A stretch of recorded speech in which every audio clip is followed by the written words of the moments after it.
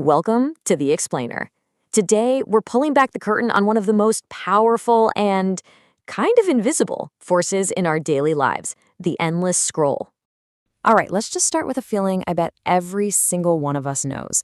You pick up your phone thinking, okay, just one quick video, and the next time you look at the clock, an entire hour has just evaporated.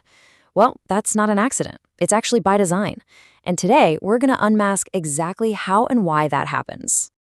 So to really get to the bottom of this, we have to start by looking inside our own heads.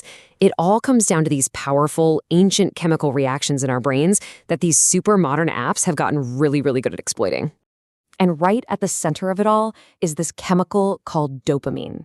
You can think of it as your brain's little reward system. When you see a video that makes you laugh or surprises you, your brain gives you a tiny hit of it. It's this little jolt of pleasure that creates a powerful subconscious loop that just says, hey, that felt good, do it again. But this is where it gets really sneaky. These platforms take that simple dopamine hit and turn it into a full-blown addiction engine. They use a psychological trick called variable reinforcement. Now that sounds complicated, but it's the exact same principle that makes a slot machine in Vegas so incredibly compelling, right? Most of the videos you see might be just meh, but ever so often you hit the jackpot, a video that's absolutely hilarious or amazing. And because you never know when that next great video is coming, you were neurologically wired to just keep pulling the lever, or, swiping your thumb. And this is the little thought that the whole system is designed to plant in your head. It's that dopamine-fueled hope that the very next swipe could be the best one you've seen all day. It's always just one more swipe away. Think about watching a movie. You have to commit time, you have to follow a story. The payoff is way down the road. Short-form video is the exact opposite.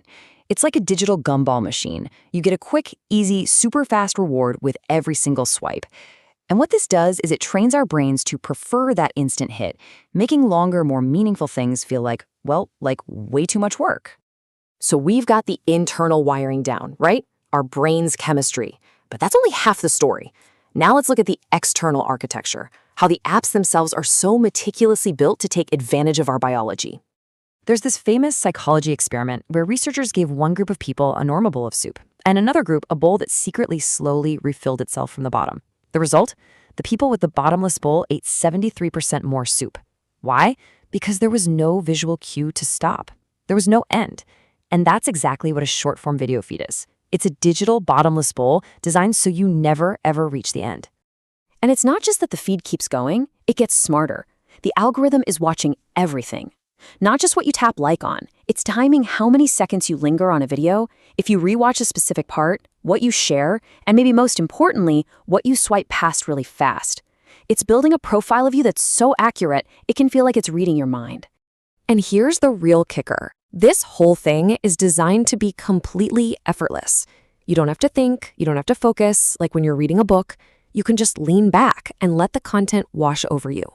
This lets us slip into this almost hypnotic, trance-like state where time just, it melts away. Okay, but this perfectly engineered, effortless system, it isn't free. There's a hidden cost to all of this constant, bite-sized stimulation, and our minds are the ones paying the price. See, our brains are plastic. They literally adapt to whatever we do most often. And spending hours in this world of rapid-fire content can actually start to rewire them. Our ability to do deep, focused work gets weaker. Our patience for anything that doesn't give us an instant reward, that shrinks. We even get what you could call digital amnesia. I mean, seriously, try to remember the third video you watched yesterday. It's almost impossible, right? It just goes in one ear and out the other. This system is also a master of what's called time distortion. Because the experience is so continuous and so low effort, our internal sense of time just completely goes out the window. And that's exactly why you can tell yourself, oh, just for 5 minutes, and then look up and realize 45 minutes have totally vanished. And hey, speaking of signals and feedback, we kind of work the same way.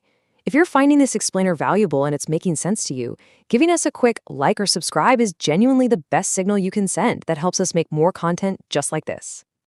But look, this isn't all doom and gloom, not at all. The moment you understand how the system is built, you gain the power to take back control. And there are some really practical, easy ways to do it.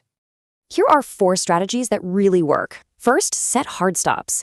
use the app timers on your phone to create that end of the bowl we were talking about. Second, turn off autoplay. Just that one little click forces you to make a conscious choice to keep watching. Third, try putting your phone in grayscale mode. It sounds weird, but it starves that dopamine system by making all those flashy videos way less appealing. And finally, scroll with intent. Don't just open the app out of boredom. Open it because you want to find something specific. Be the driver, not the passenger.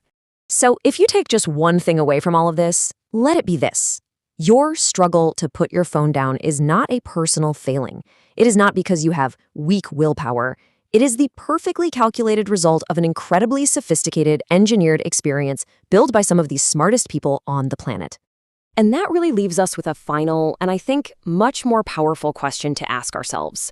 Because once we stop blaming our own willpower and start looking at the invisible systems that shape our choices, well, that's when we can finally start to reclaim our time and our attention for ourselves.